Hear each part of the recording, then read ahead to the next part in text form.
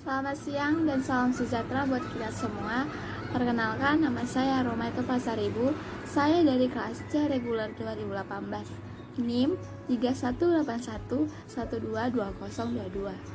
Saya akan mempresentasikan hasil dari jurnal yang sudah saya kritikal, yang dimana judul jurnalnya itu resolusi konflik di dalam keluarga berbasis kesetaraan gender, yang dimana studi kasusnya itu terdapat di dalam desa Watusomo, Kecamatan Solo Grihomo, Kabupaten Wonogiri.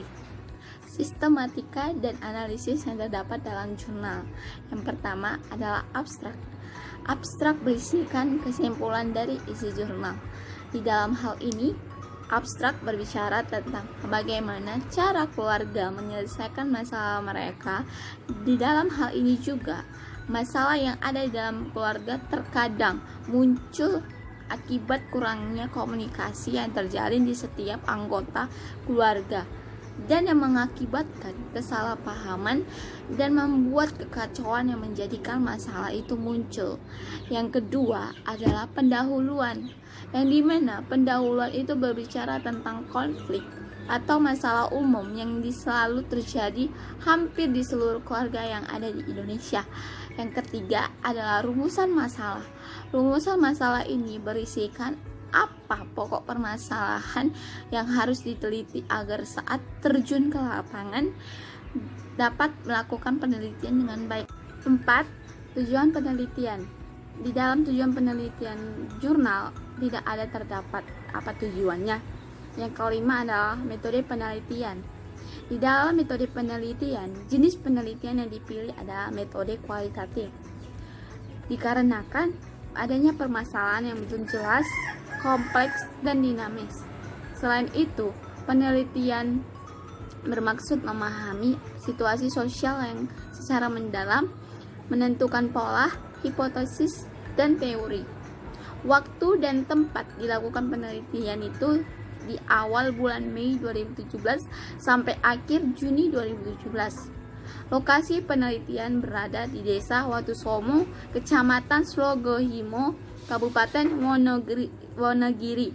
Sumber data yang dipilih adalah sumber data primer dalam penelitian ini, berdasarkan data yang didapat melalui wawancara dengan informan dan dicatat melalui catatan tertulis atau melalui rekaman video atau audio tapes, pengambilan foto atau film. Sedangkan sumber data sekundernya berupa buku, disertasi atau tesis, jurnal, biasanya tersimpan di perpustakaan.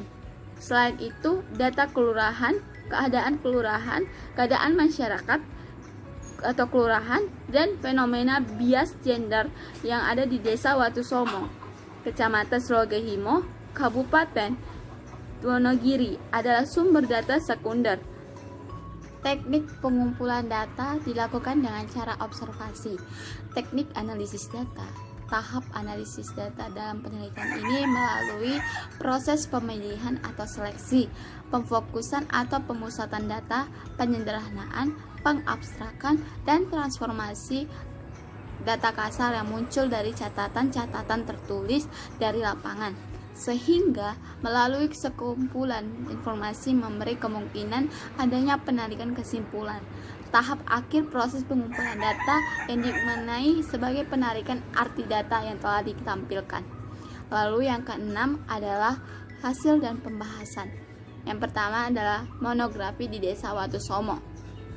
Berdasarkan hasil observasi lapangan terkait keadaan penduduk atau warga masyarakat Desa Watusomo, maka dapat disimpulkan bahwa warga masyarakat Watusomo masih termasuk dalam bentuk masyarakat paguyuban.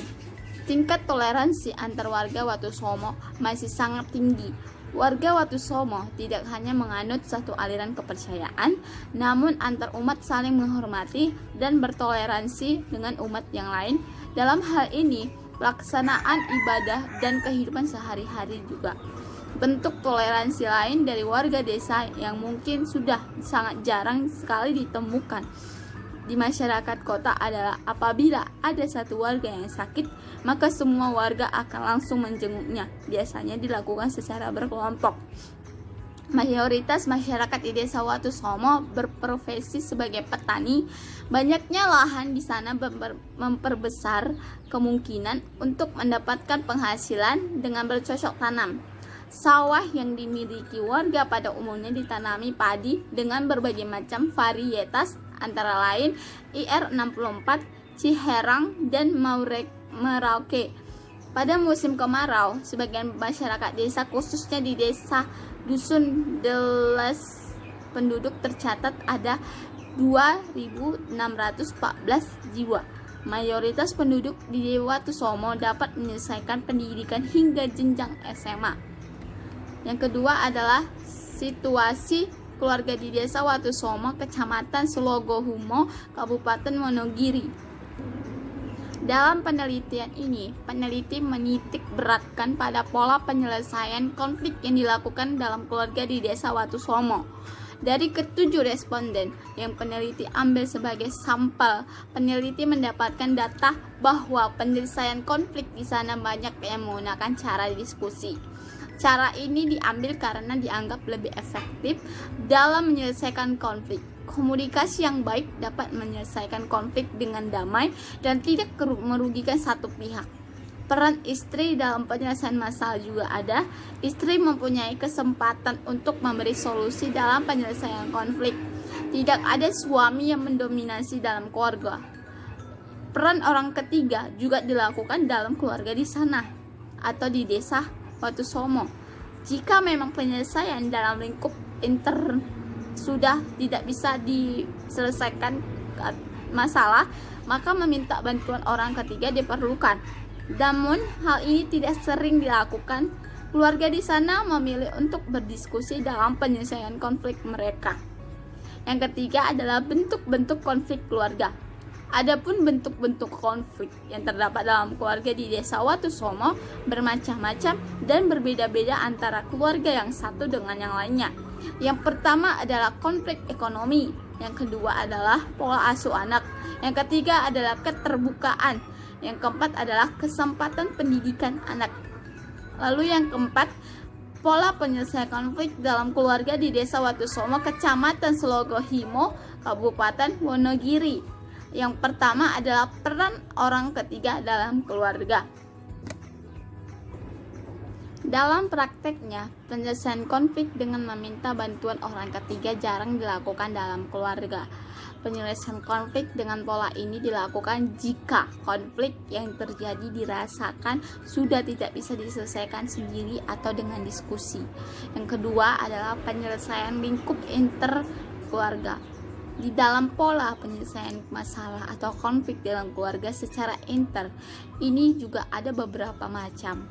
Ada yang dilakukan dengan cara berdiskusi, ada yang dilakukan dengan cara satu pihak mendominasi sehingga memberikan keputusan yang mengikat, dan lain-lain. Pada prakteknya, pola penyelesaian dengan diskusi antar anggota keluarga yang paling sering dilakukan oleh keluarga-keluarga di Desa Watusomo. Penyelesaian dalam lingkup interkeluarga memang banyak dipilih oleh keluarga di sana karena dianggap lebih efektif dan privasi keluarga tetap terjaga. Banyak juga keluarga pola penyelesaian dalam lingkup keluarga ini lebih banyak dilakukan oleh keluarga di Watusomo. Yang ketiga adalah perceraian dalam keluarga. Peneliti memang sengaja mencari responden yang berasal dari keluarga yang sudah bercerai. Dari responden inilah peneliti tahu atau mendapatkan data bahwa perceraian yang terjadi di dalam keluarga ini bukan karena terjadi perselingkuhan atau masalah yang lain, melainkan karena keadaan yang harus mereka jalani sendiri-sendiri. Melalui wawancara dengan Ibu Suyatmi, peneliti mendapatkan bahwa perceraian terpaksa mereka ambil karena Pak Nardi yang berasal dari Kalimantan harus pulang dan menjalani kehidupan di sana. Sedangkan Bu Yasatmi yang sudah mempunyai kehidupan di Watusomo tidak bisa ikut Pak Nardi hidup di Kalimantan. Lalu yang ketujuh, terdapat kesimpulan. Kesimpulan yang terjadi di Desa Watusomo, tentunya terdapat banyak konflik yang bermacam-macam dengan pola penyelesaian bermacam-macam juga. Dalam penelitian ini, jenis konflik yang terdapat dalam keluarga terbagi menjadi 4. Yang pertama adalah konflik ekonomi yang menyangkut biaya pendidikan anak, pemenuhan kebutuhan pokok, dan kebutuhan sosial seperti sumbangan. Yang kedua adalah konflik pola asuh anak yang terjadi pada setiap keluarga di mana anak mereka yang masih ABG terkadang suka membangkang. Ketiga adalah keterbukaan antar anggota keluarga juga menjadi poin yang penting di Desa Watusomo. Beberapa keluarga, salah satu anggota keluarga yang ada belum bisa sepenuhnya terbuka pada anggota lainnya. Namun, keharmonisan keluarga tersebut tetap terjalin erat. Yang keempat adalah kesempatan pendidikan anak. Jumlah anak di sana masih dalam tingkatan normal. Hanya saja mayoritas anak di sana adalah perempuan. Kesempatan untuk anak mengenyam pendidikan seimbang, tidak ada anak yang lebih diutamakan atau sebaliknya. Pola penyelesaian konflik dalam keluarga di sana pun juga dibagi menjadi 3. Yang pertama adalah pola penyelesaian dalam lingkup interkeluarga dengan diskusi antar anggota keluarga. Bisa antara suami istri, bapak anak, ibu anak, dan orang tua dan anak. Yang kedua adalah pola penyelesaian dengan meminta bantuan orang ketiga. Jika dalam konflik ekonomi bisa pihak ketiga yang memberi pinjaman, dalam konflik pola asuh pihak ketiga memberi solusi untuk memberikan nasihat kepada anak. Lalu yang ketiga adalah perceraian. Intisari yang terdapat di dalam jurnal itu yang bisa saya ambil adalah bahwa keluarga yang berbasis kesetaraan gender itu yang didapat dalam keluarga di Desa Watusomo terdapat konflik yang bermacam-macam, pola penyelesaiannya juga bermacam-macam. Dalam penelitian ini, jenis konflik yang terdapat di dalam keluarga di Desa Watusomo itu terdapat dalam 4. Yang pertama adalah konflik ekonomi. Ya, konflik ekonomi sering terjadi di dalam keluarga, tetapi di dalam Desa Watusomo konflik ekonomi itu menyangkut pendidikan anak, pemenuhan kebutuhan pokok, dan kebutuhan sosial seperti sumbangan. Yang kedua adalah konflik pola asuh anak. Konflik pola asuh anak yang terjadi di Desa Watusomo pada setiap keluarga di mana anak mereka yang masih ABG terkadang suka melawan atau membangkang. Yang ketiga adalah keterbukaan antar anggota keluarga juga menjadi poin yang paling penting di Desa Watusomo. Di mana di Desa Watusomo beberapa keluarga, salah satu anggota keluarga ada yang belum bisa sepenuhnya terbuka kepada anggota lainnya. Namun keharmonisan di dalam keluarga Desa Watusomo itu masih sangat terjalin erat. Yang keempat adalah kesempatan pendidikan anak. Jumlah anak di sana masih di dalam tingkatan normal. Hanya saja mayoritas anak di sana adalah mayoritas perempuan. Kesempatan untuk anak mengenyam pendidikan itu seimbang. Tidak ada anak yang lebih diutamakan atau sebaliknya. Baiklah, sampai di sini materi yang bisa saya jelaskan kepada saudari-saudari sekalian. Apabila ada tutur kata saya yang tidak berkenan di hati saudara-saudari sekalian, saya minta maaf. Sekian dan terima kasih. Sampai jumpa.